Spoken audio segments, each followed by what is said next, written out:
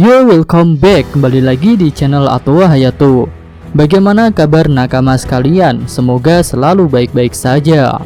Di chapter 985 yang lalu, Yonko, Kaido, dan Big Mom telah meresmikan aliansi mereka dan menyatakan bahwa mereka akan mulai melakukan pencarian senjata kuno dan kemudian menemukan One Piece. Semua itu dilakukan untuk membentuk dunia barbar yang penuh dengan pertempuran. Jika melihat tujuan dari aliansi Big Mom dan Kaido ini, kami jadi teringat tentang pesan terakhir Shirohige bahwa One Piece benar-benar ada. Dan Angkatan Laut takut jika harta itu ditemukan, karena akan memancing pertempuran yang sangat besar. Kemudian menurut Kaido dalam pidatonya di chapter 985, pihak Angkatan Laut dan pemerintah dunia saat ini memiliki senjata SSG yang bisa digunakan untuk mendesak para bajak laut. Jadi dapat dikatakan saat ini Angkatan Laut dan pemerintah dunia tidak buta map. Mereka juga bisa merasakan tentang perang tahta, yaitu pertempuran untuk memperebutkan tahta puncak. Mungkin bisa disimbolkan sebagai empty throne atau tahta kosong yang ada di Mariejoa. Karena itulah mereka mengembangkan senjata SSG sekaligus membersihkan benalu Shichibukai dari tubuh mereka. Lalu selain SSG, apakah Angkatan Laut sudah memiliki rencana agar bisa membendung kekuatan musuh-musuhnya? Kami rasa iya, bahkan hal itu terlihat sudah merata di segala lini serta berjalan dengan masif. Dalam artian, kami melihat pemerintah dunia sudah mengantisipasi pihak-pihak yang dimungkinkan akan memulai perang tahta, dan mereka sudah memiliki rencana untuk mencegah terjadinya pertempuran besar yang mereka takutkan itu, agar tahta puncak tetap aman di tangan mereka. Kami mulai dari pergerakan pasukan Sword yang saat ini ada di tubuh aliansi Big Mom dan Kaido. Hingga chapter 985, identitas asli DX Drake sebagai pasukan khusus Sword belum terbongkar. Keberadaan Drake tentu menjadi sangat penting untuk memantau pergerakan dua Yonko monster ini. Dan tak menutup kemungkinan jika Big Mom dan Kaido mulai macam-macam, markas besar Angkatan Laut akan melakukan penyerangan besar-besaran. Walaupun menurut Kaido, Wano adalah tempat yang aman karena keadaan alamnya yang ekstrim, tapi jika ada musuh dalam selimut, tempat seaman apapun akan bisa tertembus karena musuhnya sudah berada di dalam, dan dia bisa membukakan jalan aman bagi rekan-rekannya. Jadi kami rasa keberadaan Drake di dalam tubuh aliansi Big Mom dan Kaido adalah merupakan sebuah rencana untuk mencegah terjadinya pertempuran besar yang dimulai kedua Yonko ini. Lalu selain Big Mom dan Kaido, pihak lain yang mungkin akan menjadi dalang dalam perang tahta adalah Kurohige. Tentu pemerintah dunia tak akan mengabaikan Yonko pemula ini karena perkembangannya yang sangat pesat. Dan karena dia juga telah membuat 3 luka besar di tubuh pemerintah dunia. Pertama, membebaskan para tahanan level 6 di Impel Down, lalu berkhianat dengan memanfaatkan jabatan Shichibukai hingga nyampah di pertempuran Marineford. Lalu tentu kita masih ingat dengan kemunculan sosok Im Sama yang kemudian memunculkan 3 gambar poster, yaitu Luffy, Kurohige, dan Shirahoshi. Jadi kami rasa Kurohige sudah menjadi salah satu pihak yang dipantau secara intensif oleh pemerintah dunia. Tapi sampai saat ini belum ada fakta tentang pergerakan pemerintah dunia terhadap Kurohige. Namun ada sebuah peluang bahwa Angkatan Laut sudah menempatkan satu agen di tubuh bajak laut Kurohige. Dia adalah Kuzan alias Aokichi. Kemunduran Aokichi dari Angkatan Laut memang penuh misteri. Namun bergabungnya dia ke dalam bajak laut Kurohige merupakan misteri yang lebih besar. Karena walaupun terkesan santai dan tak ambisius, Aokichi bukanlah orang yang mendukung bentuk kejahatan. Buktinya dia masih peduli kepada Smoker. Ketika Smoker dihajar oleh Doflamingo, dia datang untuk menyelamatkannya.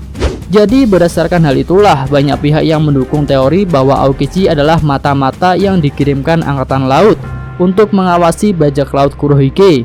Bahkan misi ini sangat rahasia dan tidak diketahui oleh Gorosei.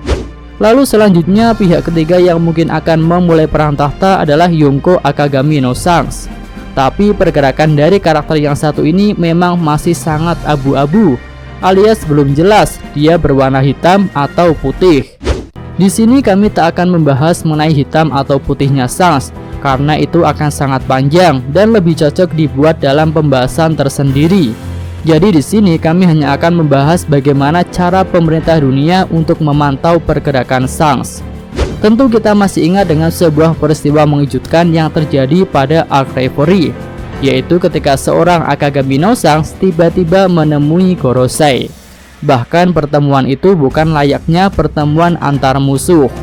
Nah, berdasarkan hal itu, kami menduga jika Shanks dan pemerintah dunia sudah membuat suatu perjanjian yang mana harus sama-sama mereka tepati. Dan kami rasa dengan perjanjian itulah pemerintah dunia mengawasi pergerakan Shanks. Ya, kami rasa seperti itu, walaupun teknisnya belum terungkap hingga saat ini.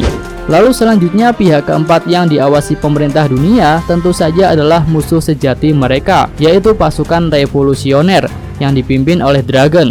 Tapi untuk hal ini pemerintah dunia melakukan cara lain, karena cara memasukkan mata-mata atau membuat perjanjian tentu sulit untuk diterapkan pada pasukan revolusi. Akhirnya mereka menggunakan sistem Sandra, diawali dengan memanfaatkan keberadaan Kuma yang ada di tangan mereka. Kuma yang sudah menyerahkan diri kepada pemerintah dunia untuk menjadi kelinci percobaan harusnya bisa mereka habisi dengan mudah. Tapi hal itu tak dilakukan karena mereka tahu bahwa Kuma bisa dijadikan umpan untuk pasukan revolusi.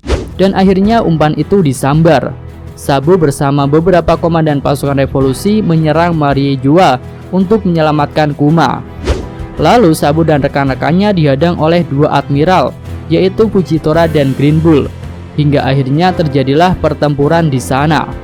Memang hasil dari pertempuran itu belum diketahui, tapi di chapter 956 terlihat sebuah pemberitahuan menyedihkan tentang Sabu. Tampaknya ada hal buruk menimpa Sabu, misalnya Sabu kalah dan tertangkap.